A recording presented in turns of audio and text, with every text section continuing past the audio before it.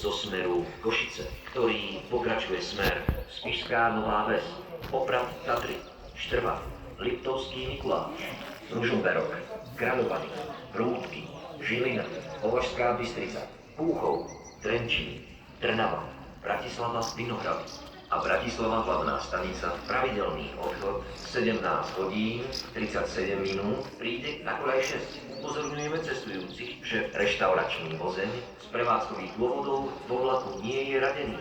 Železničná spoločnosť Slovensko sa ospravedlňuje za spôsobené nepríjemnosti. Za Rušňom sú radené vozne prvej triedy číslo 1 a 2, reštauračný vozeň druhej triedy pre cestujúcich s deťmi so zdvíhacou plošinou na prepravu imobilných cestujúcich a so službou pojazdná úschovňa Batožín s povinnou rezerváciou miest pre bicykle číslo 3, vozne druhej triedy so službou pojazdná úschovňa Batožín s povinnou rezerváciou miest pre bicykle číslo 4 až 7 a vozne druhej triedy číslo 8 a 9. Upozorňujeme cestujúcich, že vozne prvej triedy sú povinne miestenkové.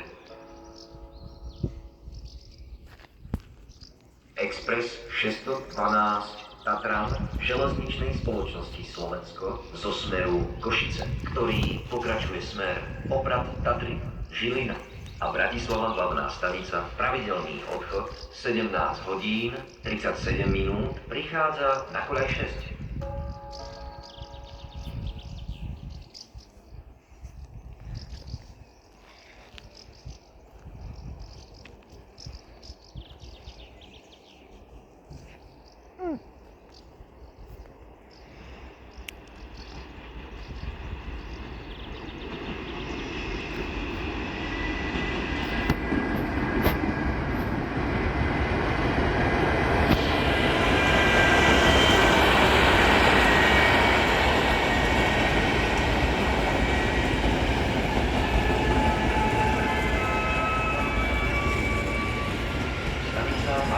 Express 612 Tatran železničnej spoločnosti Slovensko zo smeru Košice, ktorý pokračuje smer Spišská Nová Ves, Poprad Tatry, Štrba, Liptovský Mikuláš, Ružomberok, Kráľovany, Prúdky, Žilina, Považská Bystrica, Púchov, Trenčín, Trnava.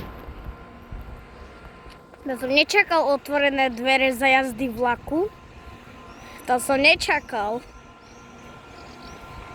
A sa zavreli.